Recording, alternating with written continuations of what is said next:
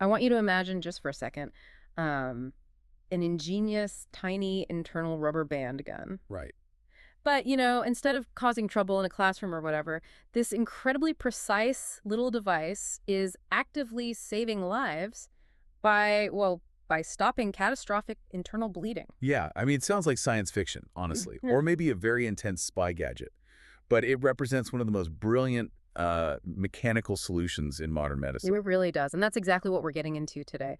So, welcome to the deep dive. Today's source material comes to us from a highly technical, thoroughly fascinating surgical video. Oh, it's a great one. Yeah, it's a breakdown of the HCC 1475-27 band Ligator, and this was uploaded by a channel by Dr. Gautamakula S. Raju. Right, Dr. Raju's breakdown is incredibly detailed. It is. The footage essentially gives us a front row seat to the incredibly complex medical plumbing of the human body, the devastating consequences when that plumbing backs up, and the incredibly clever mechanical tool doctors use to physically disarm the threat. Because we're essentially talking about fluid dynamics here, Yeah, pressure and biological architecture. Like a plumbing system. Exactly like plumbing. And before we can fully appreciate how clever this band ligator tool is, we have to look closely at the catastrophic plumbing failure it was invented to solve.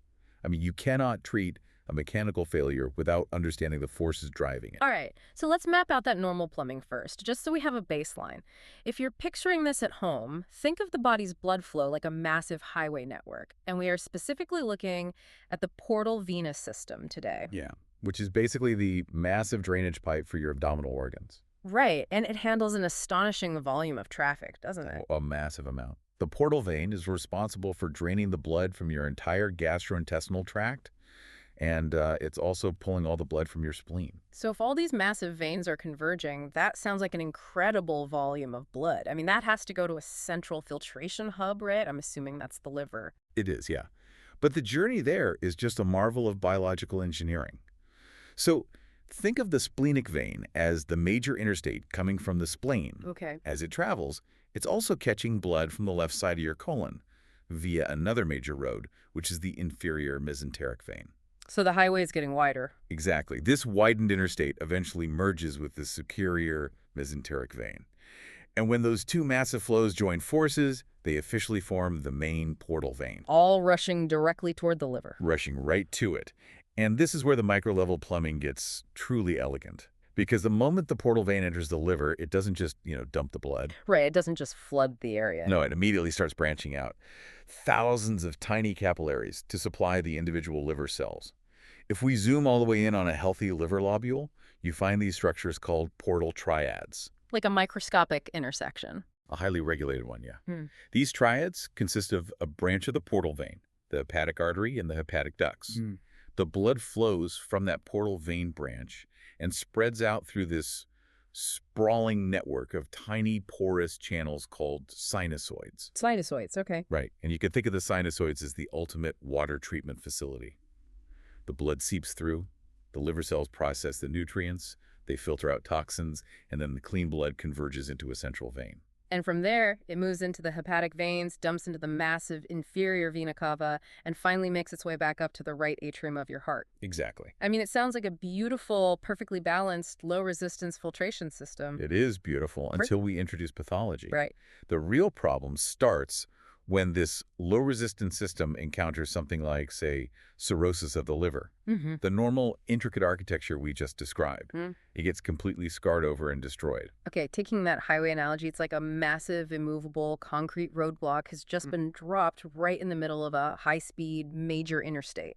That's a perfect way to look at it. The main route through the liver is completely blocked, but you still have all this high-pressure traffic, all this blood from the GI tract and the spleen just endlessly rushing forward with nowhere to go. And the physical resistance this creates is terrifying from a physiological standpoint because fluid always seeks the path of least resistance, right? Right, it has to go somewhere. Exactly. Yeah. Because the blood can no longer flow easily from the portal vein through those delicate sinusoids to the central vein.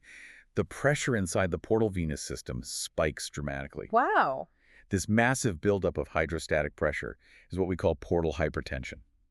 Furthermore, the scarring creates abnormal communications between the veins and the arteries within the liver itself, which just further compounds the chaos. Because the main highway is blocked, all that high-pressure, heavy traffic is forced to find a detour. Yeah. It gets shoved into tiny, fragile residential side streets, the surrounding veins that were never designed to handle that kind of volume. And this is why understanding the root cause is so vital. You can't just look at a swollen vein in the body and treat it in isolation. Because the pressure is still there. Precisely. Yeah. You have to understand the immense hydrostatic pressure driving the issue. Two systems of veins become critically important here. The right and left gastric veins. Normally, they quietly drain into the portal vein, but under this immense pressure, the flow violently reverses and backs up into them. Which brings us to the side streets buckling under the pressure. Because of that high-pressure detour, the local anatomy gets completely overwhelmed.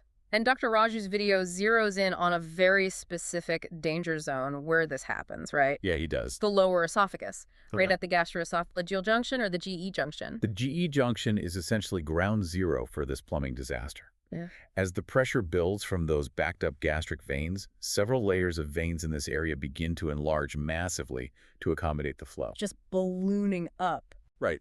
We're talking about a multi-layered failure here. Yeah. You have the adventitial veins on the outside of the esophagus. Yeah. You have the perforator veins that cut directly through the muscle wall. Ouch. And the deep venous plexus located right inside the esophageal wall, particularly in the submucosal layer.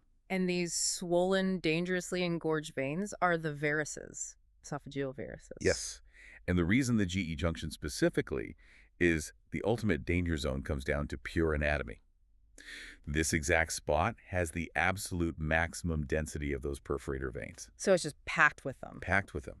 Because there are so many perforators clustered there, acting as high-pressure supply lines, the varices that develop at the GE junction become exceptionally large and dangerous. Interestingly, as you move higher up into the mid and proximal esophagus, the veins naturally get smaller and the risk decreases. Wow. And here's where it gets incredibly visual and honestly pretty terrifying.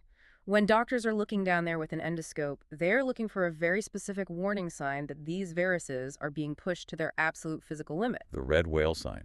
Right. The medical term is red whale spots, or the red whale sign. It is a profound visual indicator of imminent danger. And just to be clear about the terminology for you listening, whale here isn't the ocean animal. Oh, right. Good point. It refers to whale marks, W-A-L-E, like the raised red marks from a whip or the ridges on corduroy fabric. As the vein gets larger and larger under that portal hypertension, the tissue wall stretches so aggressively that it becomes paper thin. So thin you can see through it. Exactly. The endoscopist can actually see these raised, red, distressed streaks of blood pressing right up against the very surface of the tissue. So the vessel is visibly distressed. That instantly brings to mind the image of a submarine for me. Oh, a submarine. Yeah, imagine a sub diving way too deep, right? Pushing past its absolute crush depth. You look at the inner hull and the metal is visibly buckling, turning a distressed red under the immense water pressure outside. You just know that hull is going to give it any second. That is a very apt comparison for the tension on those venous walls. The structural integrity is completely compromised at that point. If that hull breaches, if the varix ruptures, the results are catastrophic. I can imagine. The patient will experience sudden, massive internal bleeding. This often manifests as hematemesis, which is actively vomiting blood. Or, alternatively, the blood can travel down through the digestive tract. Right. If the bleeding is slightly slower and goes down the GI tract, it's digested along the way. The patient will present with melena, which is incredibly dark, tarry, black stool. Right. But in cases of incredibly severe rapid bleeding, where so much blood is lost so quickly that it overwhelms the entire digestive process and throws the patient into hypovolemic shock, they might present with hematochezia. Like that? That is the passage of bright red, undigested blood directly per rectum. It's just a ticking anatomical time bomb. So now that we clearly see the threat and the physics driving it, how does a doctor safely disarm it? Enter the band ligator.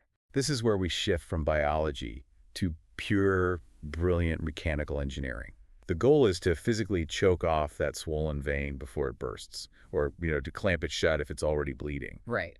And doing that remotely, deep inside a patient's throat and chest, requires a highly specialized toolkit. And the band ligator set has a few key components. You have the control handle, which the doctor operates outside the patient's mouth. Then there's a long loading catheter, a tripwire, the actual tiny rubber band ligatures, which come preloaded onto a little cap, and finally an irrigation adapter. Right, lots of pieces. But the setup process itself is fascinating. It's almost like stringing a highly complex internal fishing pole. Yeah, the sequence is meticulous. First, the control handle is attached to the biopsy port of the endoscope. The endoscopist takes the irrigation adapter and physically punctures the rubber seal of the To port. make a path. Right. This creates a smooth pathway so they can push the loading catheter all the way down the long channel of the scope. You feed that catheter down until it pops out the distal end, the camera end of the endoscope. Once it emerges, you take the trigger cord, which is attached to that little cap holding the rubber bands, and you connect it to the loading catheter. Then, you pull the whole assembly back up through the channel. Oh, wow. You're essentially threading the device from the inside out. Okay, so once you have the trigger cord pulled all the way back up to the control handle in your hand, you anchor the cord into a notch on the handle's wheel and rotate it clockwise to wrap the cord securely around it. Exactly. And there's also a fantastic practical detail mentioned in Dr. Raju's material. When you finally attach the cap with the bands onto the tip of the endoscope, you have to physically rotate the cap so the trigger cord aligns perfectly with the biopsy channel. Yes, very important. Because if you forget this step, that cord will drop right across the camera lens and completely blind the doctor. And you need perfect visibility for this procedure, so avoiding that rookie mistake is crucial. Right. But the absolute most important part of this entire setup, the non-negotiable safety mechanism that every assistant must understand, is the two different modes on the control handle. Right. The two-way position and the firing position. So the handle has a switch for these two distinct modes. In the two-way position, the wheel on the handle can turn both clockwise and anti-clockwise freely. Yeah, and that bidirectional movement is essential during the insertion phase. It means the trigger cord has slack. Because the cord isn't pulled tight, the tip of the endoscope remains entirely flexible. Like it normally is. Right. The doctor can use the dials to gently navigate the natural, delicate curves of the patient's throat and esophagus. But the firing position changes the physics of the device entirely. If you press the head of the ligator against the handle, it locks into firing mode. Now, the wheel only turns clockwise. It acts like a ratchet. Yep. This is the mechanism that actually pulls the cord tight and deploys the rubber bands one by one. But because it locks that internal cord under extreme tension, it makes the entire endoscope incredibly rigid. It essentially turns a flexible snake into a stiff rod. That's a great way to put it. Wait a minute, though. As someone trying to visualize this process in an emergency room, this feels counterintuitive. How so? If the entire point of the procedure is to get down into the esophagus and fire those rubber bands as quickly as possible to stop bleeding, why are we messing around in a two-way mode? Why not just lock the device into firing mode from the jump and save precious time? It seems logical until you consider the delicate human anatomy you have to navigate to reach the stomach. Inserting an endoscope that has been locked into that rigid firing mode is profoundly dangerous. Really? Oh, yeah. Because the scope becomes stiff under the tension of the cord, you lose the ability to gently angle the camera tip around the vocal cords and the back of the throat. And the video highlights some truly terrifying real-world horror stories of what happens when that rule is ignored. Unsettling cases where a doctor, perhaps rushing, introduced the scope in firing mode. The sheer stiffness caused them to lose control of the tip, and they accidentally deployed a rubber band directly into the patient's pharynx. Oh my God. There are even documented cases of banding a patient's uvula, that little piece of tissue hanging at the back of the throat. Having a piece of medical stationery accidentally strapped to your uvula because the doctor's camera was too stiff? That is sheer nightmare fuel. It really is. The absurdity of it is almost comical, but the danger is very real. It's a massive liability and incredibly painful for the patient. Therefore, the absolute golden rule for the endoscopy assistant is to hand the scope to the doctor only in the two-way position. You navigate the dangerous, curvy path of the throat while the scope is flexible. Okay, so only once the device is safely down the hatch do we get to the actual execution, the strike zone. Exactly. The endoscopist carefully pushes the scope down the esophagus until they reach that critical danger zone we mapped out earlier, the GE junction. Right. Only then, once they are perfectly positioned with the engorged varices clearly in view, do they switch the handle into the firing position. And the targeting strategy here is highly deliberate. They don't just start shooting rubber bands indiscriminately at every swollen vein they see. They start precisely at the Z-line. The squamous columnar junction. The Z-line marks the exact transition point where the lining of the esophagus meets the lining of the stomach. They start right at that border, and they focus exclusively on placing bands in the lower 5 centimeters of the esophagus. They actively avoid banding anything in the middle or upper esophagus, even if the veins look swollen there. That's right. Why is that lower 5 centimeters the only area that matters? It brings us right back to the anatomy of the side streets. Yeah. That lower 5 centimeter zone is where the vast majority of the large perforator veins are located. Oh, okay. Those perforators are the massive supply lines feeding the entire network of varices above them. There is zero clinical benefit to putting bands higher up in the esophagus because you aren't addressing the source of the high-pressure flow. It's pure military strategy. You don't waste your time and ammunition attacking the front lines if you can just cut off the main supply routes feeding them. Exactly. You hit the perforators at the Z-line, and the whole swollen network above it simply collapses. And the mechanical action itself is beautifully simple. You place the flat tip of the endoscope directly against the varix. You use the machine suction to literally pull the swollen vein inside the little plastic cap at the end of the scope. Okay. Once the tissue is trapped inside, you turn the handle clockwise. The ratcheting cord pulls tight, and snap, a tiny rubber band slips off the cap and tightly chokes the base of the vein. Wow. And the scheduling for this demolition process depends entirely on the patient's situation, right? Yeah, it varies. If a doctor is doing this preventatively, say they scoped you for another reason, saw those terrifying red whale marks, but you haven't actually started bleeding yet, they schedule banding sessions every 2 to 8 weeks. Right. They just keep chipping away at the network until the varices are completely obliterated. A controlled phase shutdown of those dangerous vessels. But if a patient is in the ER actively vomiting blood, and you use banding to stop that acute hemorrhage, the follow-up schedule is much more aggressive. I would assume so. Yeah, you bring them back every 1 to 4 weeks to continue banding until the risk of a secondary bleed is eliminated. So for the patient sitting at home after this procedure, what does the aftermath look like? Having rubber bands snapped onto the veins inside your throat isn't exactly a walk in the park.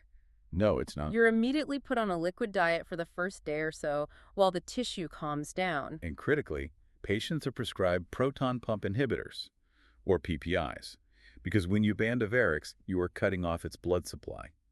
Over the next few days, that banded tissue dies and slows off, leaving a small, intentional ulcer in the wall of the esophagus. An intentional ulcer, okay. Yeah, and PPIs suppress the stomach's acid production, ensuring that harsh gastric acid doesn't splash up and irritate those vulnerable healing banding ulcers. Makes sense. Patients are also warned about some common side effects, right? You might feel a dull chest ache for a few days, or a feeling that food is getting stuck when you swallow while the local swelling goes down. Very common, yeah. There's also a rare but serious risk of a band accidentally falling off prematurely before the vein has fully scarred shut. Right, which can trigger the exact bleeding you were trying to prevent. Exactly. But overall, it is an incredibly effective, life-saving intervention. It profoundly changes outcomes for cirrhosis patients.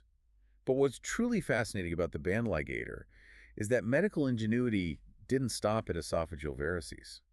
This simple mechanical concept, sucking tissue into a little tube and deploying a rubber band around it, has been adapted into the ultimate Swiss Army knife of the gastrointestinal tract. It really has. Doctors are using it for a whole host of other internal emergencies that have absolutely nothing to do with portal hypertension. Right. A major application is EMR, or endoscopic mucosal resection. Doctors use this for patients with Barrett's esophagus, which involves dangerous precancerous changes to the esophageal lining, or for removing flat rectal carcinoids. But wait, how does a rubber band help you remove a flat lesion? If a precancerous spot is flush against the organ wall, you can't exactly tie a string around it. That's where the mechanical manipulation comes in. It's a multi-step spatial trick. First, the doctor might inject a pocket of fluid directly underneath the flat lesion to lift it slightly away from the deeper, delicate muscle layers of the gut. Okay, lifting it up. Then, they use the band ligator to suck up that abnormal flat mucosa and deploy a band around its base. So you're forcing flat tissue to pucker up into an artificial polyp. Exactly. Once it's banded and elevated into a little mushroom shape, the doctor can safely pass a hot wire snare around the base and slice away the diseased tissue. Oh, wow. By pulling it away from the wall first, they eliminate the risk of accidentally burning a hole straight through the patient's esophagus or colon. Now that spatial awareness is incredible. The video also details using band ligation to stop arterial bleeds. Yes. Things like Mallory-Weiss tears, which are lacerations in the esophagus often caused by violent vomiting, and Dieulafoy lesions, which are abnormally large arteries that protrude through the gut wall and suddenly start spraying blood. Applying the ligator here represents a brilliant conceptual leap. The device was originally designed to clamp a swollen, low-velocity, high-volume vein. Right, a totally different flow. But endoscopists realized that physics is physics. If an artery is actively spraying blood under high pressure, and you can isolate the exact pinpoint of the rupture, you can suck that arterial defect into the cap and fire a band tightly over it, instantly sealing a high-pressure arterial leak with a simple piece of rubber. I think the most mind-bending adaptation, though, is how they use it for a diverticular bleed. Oh, diverticular bleeding presents a very unique mechanical puzzle. Because the diverticulum is essentially a little outpouching, a tiny abnormal pocket or cave that forms in the wall of the colon. Right. Sometimes, a tiny blood vessel tucked deep inside the dark recesses of that pocket bursts and starts bleeding. You can't just slap a band over a hole in the wall. You can't reach inside the pocket. So what's the solution? The doctor takes the endoscope, navigates deep into the colon, finds this tiny bleeding pocket, and applies heavy suction directly to the opening. They suck the entire diverticulum into the cap, causing the pocket to completely turn inside out. Try to visualize pushing the finger of a rubber glove inside out. Right. You take a recessed cave, apply vacuum pressure, and pull it inside out so it becomes a protrusion sticking out into the colon. The exact moment the hidden bleeding vessel is exposed and trapped inside the plastic cap, you deploy the band to catch it. Wow. You're literally reshaping the internal landscape of the human colon to apply a mechanical tourniquet. It's spatial reasoning at its absolute finest. So what does this all mean for you listening at home? For me, exploring this specific surgical breakdown gives me a completely newfound appreciation for the hidden, high-stakes mechanical engineering happening inside modern operating rooms. It really reframes things. Yeah, we so often think of medicine as purely biological or chemical. We think of complex pharmaceuticals, antibodies, and IV drips.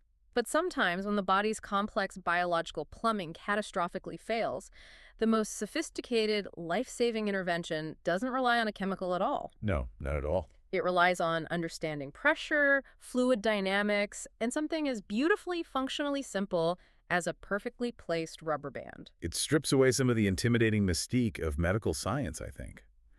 It reminds us that physics and basic mechanical solutions are just as crucial as biology when it comes to saving a life in a critical care setting. It really does.